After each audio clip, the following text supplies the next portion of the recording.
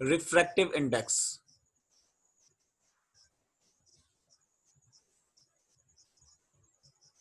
Generally इसको N से या फिर म्यू से डिनोट करते हैं। म्यू का मतलब, आप म्यू कैसे बनाते हैं, यू बनाओ और यू की डंडी को बड़ा कर दो, ठीक है, ऐसे यू बनाओ, यू डंडी की बड़ा कर दोगे तो ये म्यू बन जाएगा।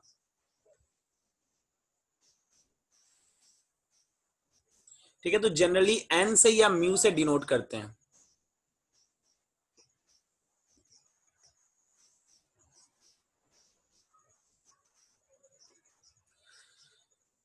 दो से तीन डेफिनेशंस मैंने बताई थी। एक तो मैंने बताया था कि sine i upon sine r, थोड़ा सा रिवाइज भी कर लेते हैं साथ ही साथ।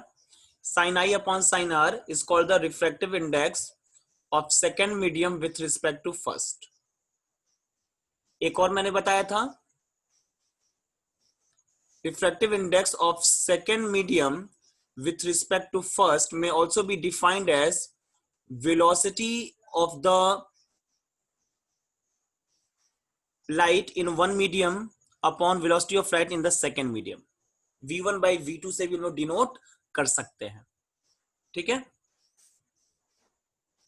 इसी के साथ साथ अगर सपोज करो कि अगर आपसे कोई ये बोले कि फाइंड द, क्वेश्चन लगाता हूं, इसी पे क्वेश्चन लगाओ तो फटाक से। एक क्वेश्चन मैं देता हूं, सॉल्व करिए आप लोग।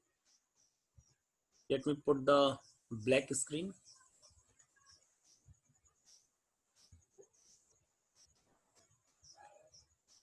क्वेश्चन ये है, फाइंड रिफ्रैक्टिव इंडेक्स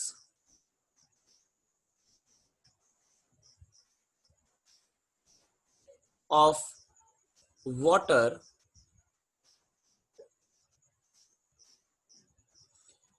जिसमें जो स्पीड है लाइट की वो दी हुई है 2 into 10⁸ metre per second.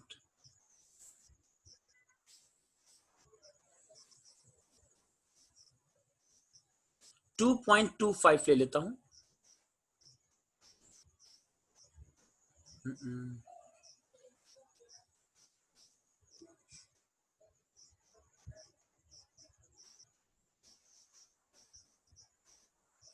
Actually 2 into 10⁸ metre per second मैंने ले लिया, काफी ज्यादा डेंस हो जाएगा। ठीक है, एक काम करते हैं, इसको जो है हम लोग लिख लेते हैं एनी मीडियम, ज्यादा अच्छा रहेगा।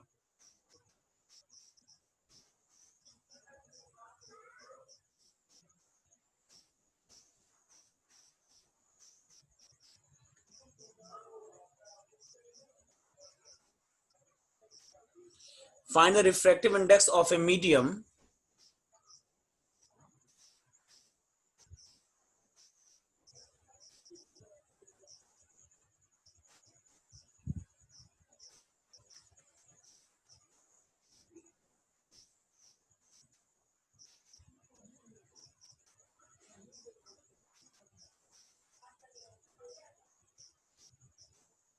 VM लिख देता है मीडियम के लिए, इक्वल टू, जिसमें स्पीड ऑफ लाइट जो है वो 2 इंटू 10⁸ मीटर पर सेकेंड है, with respect to air, air के रिस्पेक्ट में निकालना है। इसमें स्पीड ऑफ लाइट को किससे डिनोट करते हैं, C से डिनोट करते हैं, और ये होता है 3 इंटू 10⁸ मीटर पर सेकेंड। तो आपको रिफ्रैक्टिव इंडेक्स कैलकुलेट करना है। Solution, we know that refractive index of medium with respect to air, जिसका रिफ्रैक्टिव इंडेक्स होता है उसको राइट हैंड साइड में, और जिसके रिस्पेक्ट में होता है उसको लेफ्ट हैंड साइड में शो करते हैं। ठीक है, तो हो जाएगा velocity in air upon velocity in medium. तो वेलोसिटी इन एयर को C से डिनोट करते हैं और वेलोसिटी इन मीडियम दिया हुआ है। चलिए लिख लेते हैं, A mu W, not W, it's M, is equal to speed of light in air 3 into 10⁸, and speed of light in the medium is given 2 into 10⁸. This will be cancel out 1.5। So refractive index की value कितनी आ जाएगी 1.5। ये कैसा होता है, unit less होता है। क्यों यूनिट लेस होता है, because this is the pure ratio, velocity upon velocity है ना। ये मैंने कई बार मैं इस चीज को समझा रखा हूं कि if there is any quantity which is pure ratio then it will be always unitless. Okay, so this is also the formula for the refractive index. There's a one more thing I want to tell you, absolute refractive index.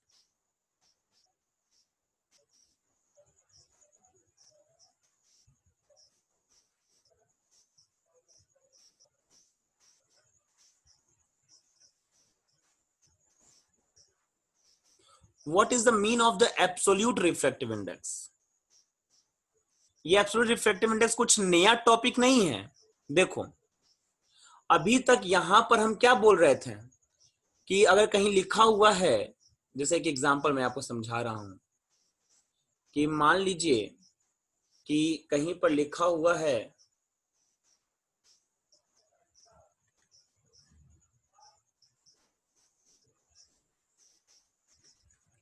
1μ2, इसका क्या मतलब है? इसका मतलब ये है कि refractive index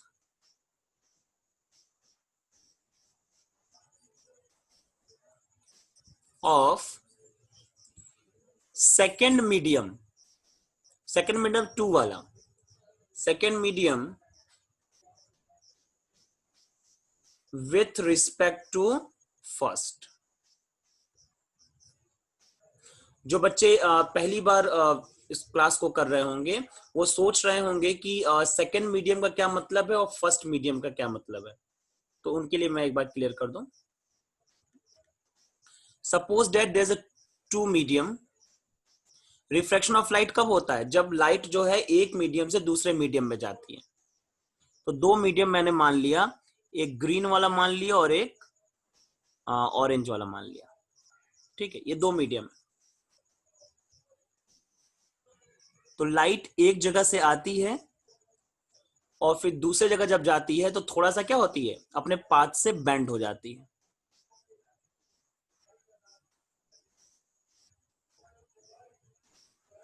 this bending of light is called the refraction.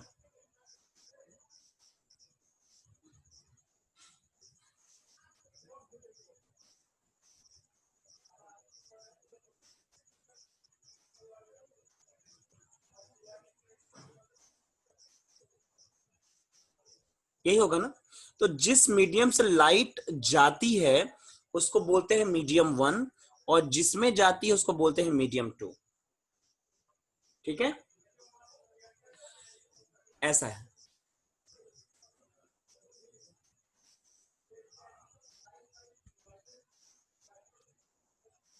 तो एब्सोल्यूट रिफ्रैक्टिव इंडेक्स का क्या मतलब, यहां पे आ जाइए। तो जब भी लोग लिखते हैं 1μ2, इसका मतलब ये होता है refractive index of second medium with respect to 1। If the first medium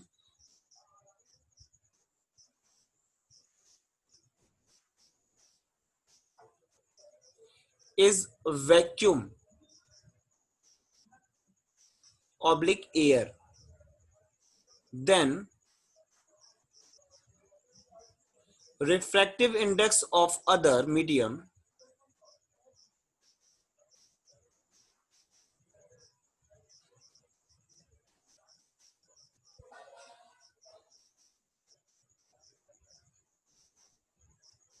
is called absolute refractive index।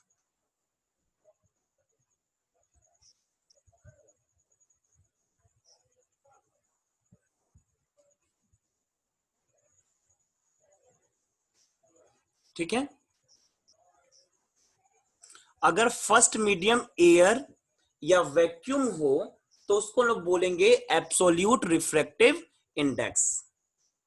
ठीक है, जैसे एग्जांपल के लिए रिफ्रैक्टिव इंडेक्स ऑफ वाटर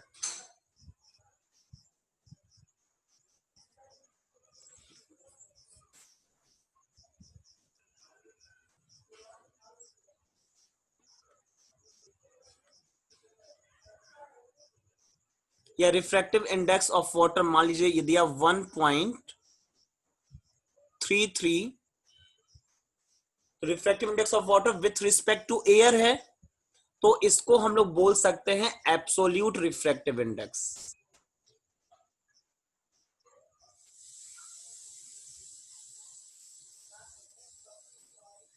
ठीक है। और दूसरी चीज की जब एब्सोल्यूट रिफ्रैक्टिव इंडेक्स हमेशा एयर या वैक्यूम के रिस्पेक्ट में होता है, तो हम लोगों को इस चीज को लिखने की भी जरूरत नहीं है, यानी कि रिप्रेजेंटेशन को हम लोग डायरेक्ट ऐसे भी लिख सकते हैं, क्योंकि तो हमें तो मालूम है ना कि अगर ये एब्सोल्यूट लिखा हुआ है कि the absolute refractive index of the water, अगर ऐसा दिया हुआ है तो इसका मतलब क्या है कि वो रिफ्रैक्टिव इंडेक्स हमेशा एयर या वैक्यूम के रिस्पेक्ट में दिया हुआ है। एयर और वैक्यूम के रिस्पेक्ट का मतलब एक ही होता है, क्योंकि स्पीड ऑफ लाइट जो होती है वो एयर या वैक्यूम में लगभग बराबर होती है। तो ये रिप्रेजेंटेशन अगर कहीं पर होगा तो इसका मतलब कि वो किसके रिस्पेक्ट में है, एयर के रिस्पेक्ट में। कभी कभी क्वेश्चन में डायरेक्टली ऐसे मेंशन होगा कि refractive index of the medium 1 is 1.2, ऐसे दिया हुआ है refractive index of medium is 1.2। तो अगर ये दिया 1.2 तो ये किसके रिस्पेक्ट में, तो इसका मतलब ये है कि ये एब्सोल्यूट रिफ्रैक्टिव इंडेक्स है। ठीक है, अगर कुछ भी नहीं लिखा होगा तो मतलब क्या होगा, वो एब्सोल्यूट रिफ्रैक्टिव इंडेक्स होगा।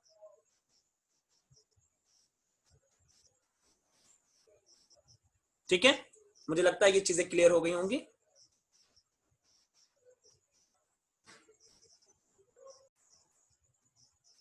Okay, so the new topic is the condition for the no change in the direction of the light ray। मतलब कौन कौन सी कंडीशंस ऐसी होती हैं जिसमें कि लाइट का डायरेक्शन चेंज नहीं होगा जब वो एक मीडियम से दूसरे मीडियम में जाएगा। First condition, when light goes along the normal, along the normal कहने का क्या मतलब है कि नॉर्मल के साथ साथ अगर लाइट पास हो जाए तो वो डेविएट नहीं होता है। That is angle of incident is equal to 0।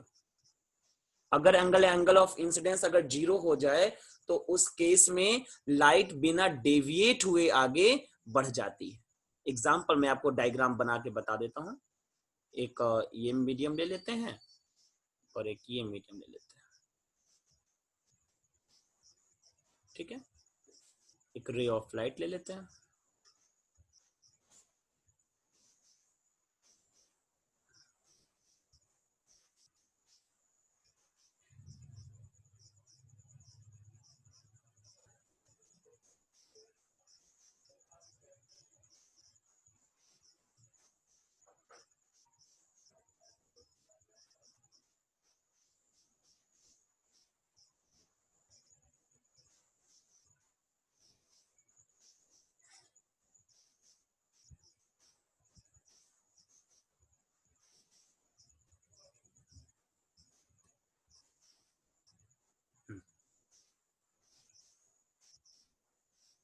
जैसे यहां पर इस कंडीशन में जब ये 90 डिग्री पर अगर आ जाएगा, ठीक है, नॉर्मल के लॉन्ग अगर एंट्री कर जाएगा तो उस केस में डेविएशन नहीं होता है।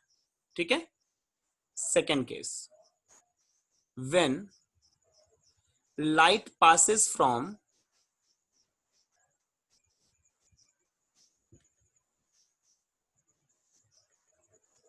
from medium 1 to medium 2, but refractive index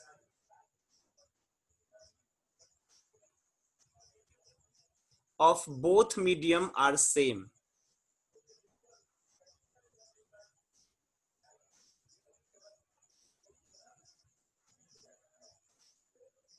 that is 1 mu 2 equal to 1। अगर refractive index, absolute refractive index की बात की जा रही है, अगर दोनों का सेम हो, जैसे इसका 1.2 हो और इसका भी 1.2 हो, तो वैसे केस में भी लाइट बिना डेविएट हुए आगे बढ़ जाएगी, चाहे वो किसी भी एंगल पर हो, चाहे वो क्यों ना ऐसे एंगल पर हो, तब भी वो बिना डेविएट हुए ही आगे बढ़ जाएगी। ठीक है, किस केस में? जब दोनों का रिफ्रैक्टिव इंडेक्स सेम होगा, और जब दोनों का रिफ्रैक्टिव इंडेक्स सेम होगा तो refractive index of second medium with respect to first 1 आएगा। हाँ, घुमा फिरा के कह सकते हैं कि सेम मीडियम, सही बोले अर्षित, घुमा फिरा के बोल सकते हैं सेम मीडियम। बट ऐसा जरूरी नहीं है कि सेम मीडियम का ही रिफ्रैक्टिव इंडेक्स सेम होता है। ठीक है, ऐसा जरूरी नहीं होता है, अलग अलग मीडियम्स का भी रिफ्रैक्टिव इंडेक्स सेम हो सकता है। Okay, so let's discuss the some other topics.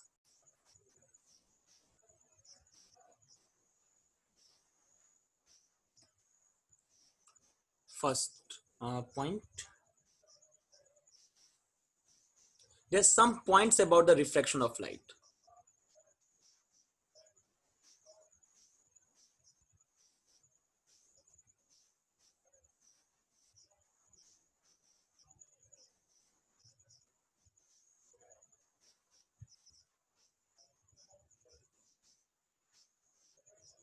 First point, when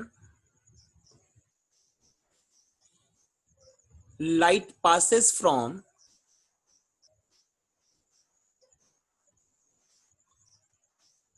one medium to second medium, then it bends from its original path.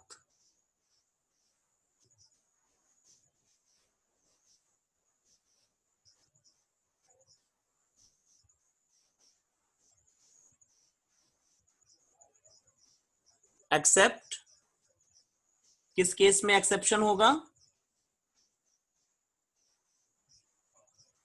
Except when angle i equal to 0। ठीक है, जब भी light एक medium से दूसरे medium में जाएगी तो वो अपने ओरिजिनल पाथ से भटक जाती है, और इसका एक एक्सेप्शन है व्हेन आई इक्वल टू 0। और एक और एक्सेप्शन आपके दिमाग में आ रहा होगा भी कि if the refractive index of the both the medium will be same. तो ये भी एक पॉइंट आप चाहो तो लिख सकते हो।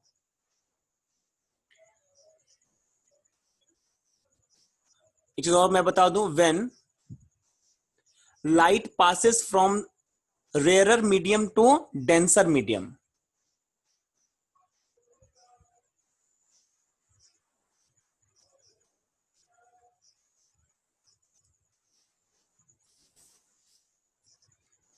rarer to denser, then speed decreases, speed of light decreases। ये तो जाहिर सी बात है कि डेंसर मीडियम में स्पीड क्या होती है? कम होती है, एंड वाइस वर्सा। और अपोजिट होगा तो क्या होगा? स्पीड बढ़ जाएगी। अगर रेयर में स्पीड तो ज्यादा होती है, और जब डेंसर पास होगा तो स्पीड कम हो जाएगी।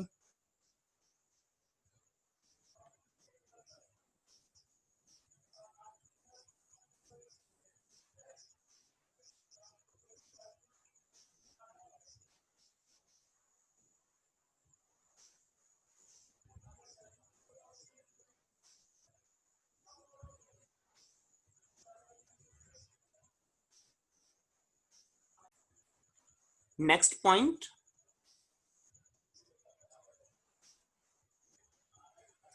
is a very very important point, and this point I have already discussed at the first turn. That is, when light passes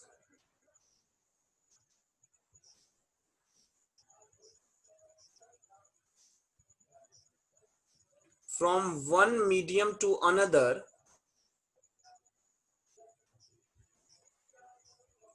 then frequency does not change। मैंने पहले ही बताया था, फ्रीक्वेंसी डज नॉट चेंज। जब भी light एक medium दूसरे medium में जाती है तो फ्रीक्वेंसी चेंज नहीं होती है। ठीक है, बट वेवलेंथ चेंजेस, लेकिन वेवलेंथ बदल जाता है। क्यों बदल जाएगा? क्योंकि आपको ये फॉर्मूला तो मालूम है, V equal to f lambda, जहां एफ फ्रीक्वेंसी है और लैम्डा वेवलेंथ है। ठीक है, तो अगर मान लीजिए कोई लाइट जो है एक मीडियम दूसरे मीडियम पे जा रही है, तो वेलोसिटी उसकी बदल गई, फ्रीक्वेंसी तो नहीं बदलेगी। तो जब वेलोसिटी बदल गई तो उसके साथ साथ क्या बदल जाएगा? वेवलेंथ बदल जाएगा।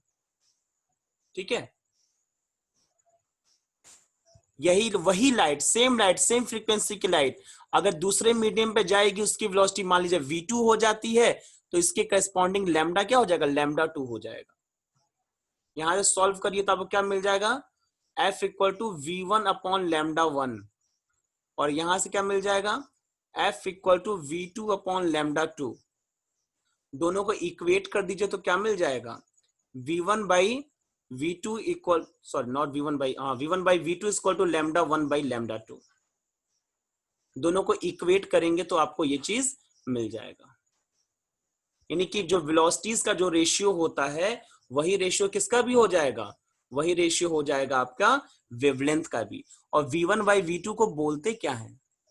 Refractive index of second medium with respect to first बोलते हैं क्या?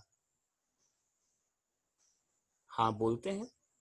ठीक है, तो इस फॉर्मूला से अगर आपको रिफ्रैक्टिव इंडेक्स दिया हो और पहले वाले में वेवलेंथ दिया हो, तो दूसरे वाले में वेवलेंथ पता लगाया जा सकता है। ठीक है, तो ये टॉपिक्स थे जो आज हम लोग ने डिस्कस किया। इसके नेक्स्ट टर्न पे और भी आगे के टॉपिक्स डिस्कस करेंगे। Then thank you very much, see you on the next turn.